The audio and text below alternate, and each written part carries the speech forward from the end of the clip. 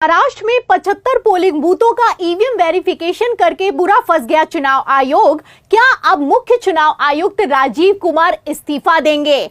आपको बता दें, महाराष्ट्र को लेकर बड़ी खबर निकलकर सामने आई है। महाराष्ट्र चुनावों के आंकड़े निकलकर सामने आए हैं और इन आंकड़ों ने बवाल खड़ा कर दिया है। आंकड़ों में साफ दिखाई दे रहा है कि 80 लाख वोट पाने वाली कांग्रेस हार गई है, वहीं 58 लाख वोट पाने वाला अजीत गुट जीत गया है। दोस्तों, जब से महाराष्ट्र के चुनाव हुए उसके बाद से महाराष्ट्र के चुनाव को लेकर रोजाना कोई ना कोई नया दावा पेश किया जा रहा है। लेकिन अब जिस तरह से 75 पोलिंग बूथों के ऊपर दोबारा से वेरिफिकेशन किया गया है, उसके बाद से अमित शाह, गृह मंत्री अमित शाह जी और मोदी जी और राजीव कुमार बुरी तरह से दोस्तों यहां पर फंसते हुए नजर आ रहे हैं। नौबत यहां तक आ चुकी है कि अगर कुछ भी बोलेंगे तो जेल के अंदर जाएंगे दोस्तों। जी हां, महाराष्ट्र की राजनीति में एक बार फिर से भूचाल आया है। 75 पोलिंग बूथों पर जब वेरिफिकेशन किया गया, यानी कि दोबारा से काउंटिंग की गई, तो उसमें क्या तस्वीरें सामने निकल कर आई हैं, वो तस्वीरें आप लोग देखिए।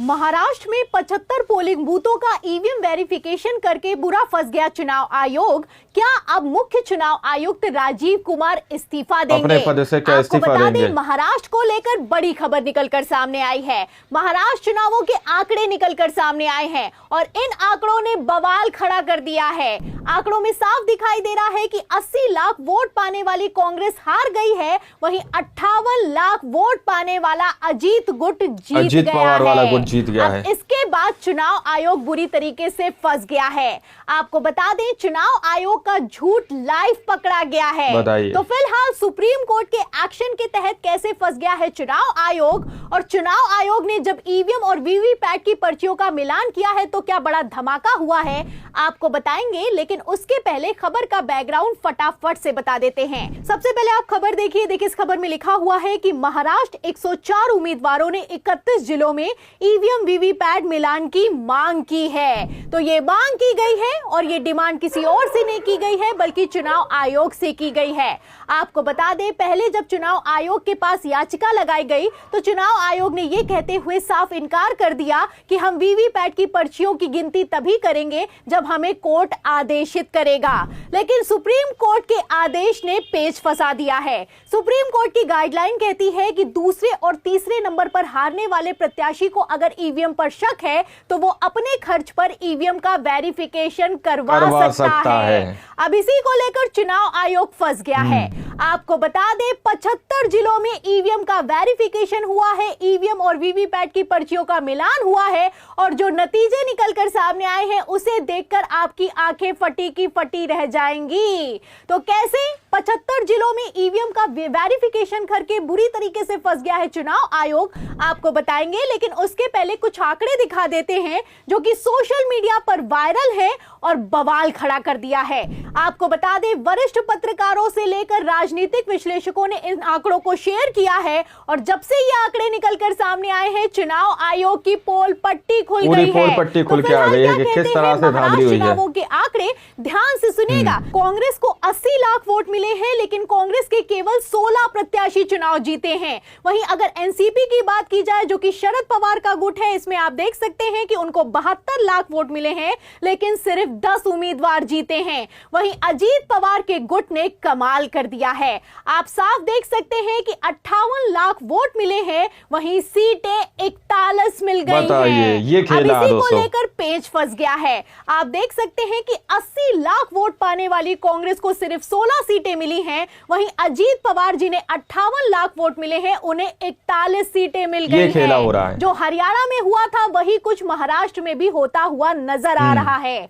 हरियाणा में आप अच्छे से जानते हैं कि कुल सीटें होती हैं 90, और यहां पर जब चुनाव हुआ तो भारतीय जनता पार्टी ने 48, वहीं कांग्रेस ने 37 सीटें जीती। अगर वोटिंग परसेंटेज की बात की जाए तो यहां पर भाजपा को 39.94% वोट मिले हैं, वहीं कांग्रेस को 39.09% वोट मिले हैं।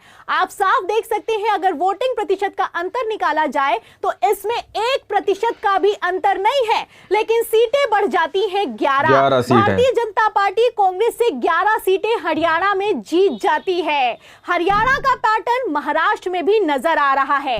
अब इसी को लेकर बवाल खड़ा हो गया है। आपको बता दें, जब से आंकड़े निकलकर सामने आए हैं, ये आंकड़े सोशल मीडिया पर वायरल हो रहे हैं और चुनाव आयोग को टैग करके लगातार सवाल किया किया जा रहा है। फिलहाल इन सब के बीच 75 जिलों में पोलिंग बूथों पर ईवीएम का वेरिफिकेशन हुआ है।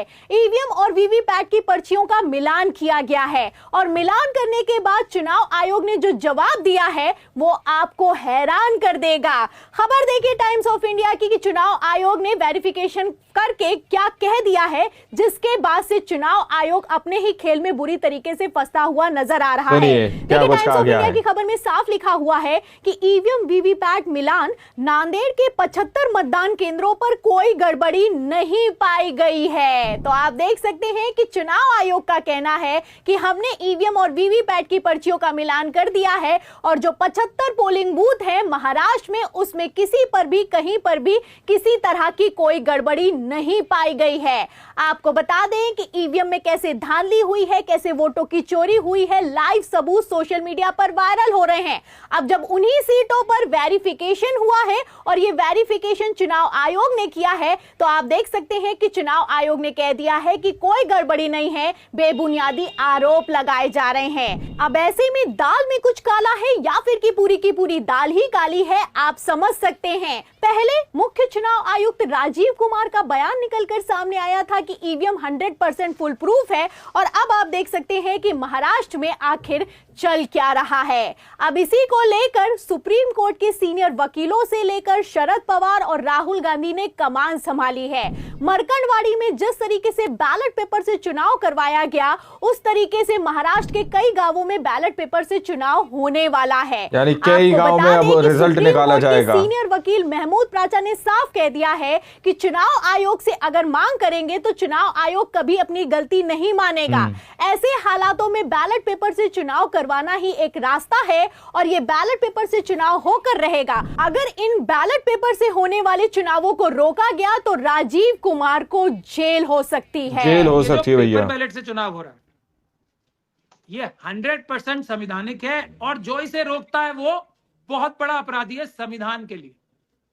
अमित शाह जी, मोदी जी, राजीव कुमार जी, जो देश के सबसे बड़े चोर हैं वोटों के, ओहो, अगर वो रोकने की चेष्टा करते जैसे मरकटवाड़ी विलेज में किया है, तो हम आके उन सभी सरकारी अधिकारियों के खिलाफ और उनके राजनीतिक आकाओं के खिलाफ मुकदमा दर्ज करा के उनको जेल भिजवाने का काम करेंगे। तो यानी कि मोदी जी और अमित शाह को भी और राजीव कुमार को भी। एक तरफ महाविकास अघाड़ी गठबंधन के विधायक शपथ लेने के लिए तैयार नहीं है, वहीं दूसरी तरफ महाराष्ट्र के कई गांवों में बैलेट पेपर से चुनाव करवाने की तैयारी है। अब ऐसे हालातों में गृह मंत्री अमित शाह बुरी तरीके से फंस गए हैं, क्योंकि एक गांव मरकंडवाड़ी में जब बैलेट पेपर से वोटिंग हुई तो आप जानते हैं कि कैसे पूरा का पूरा सिस्टम लगा दिया गया। अब जब कई गांवों में ये होगा तो चुनाव आयोग क्या करेगा, सवाल खड़ा होता है। फिलहाल महाराष्ट्र में ईवीएम के खिलाफ बड़े आंदोलन का आगाज कर दिया गया है। अब ऐसे हालातों में आपको क्या लगता है, क्या महाराष्ट्र के चुनाव के नतीजे पलटेंगे?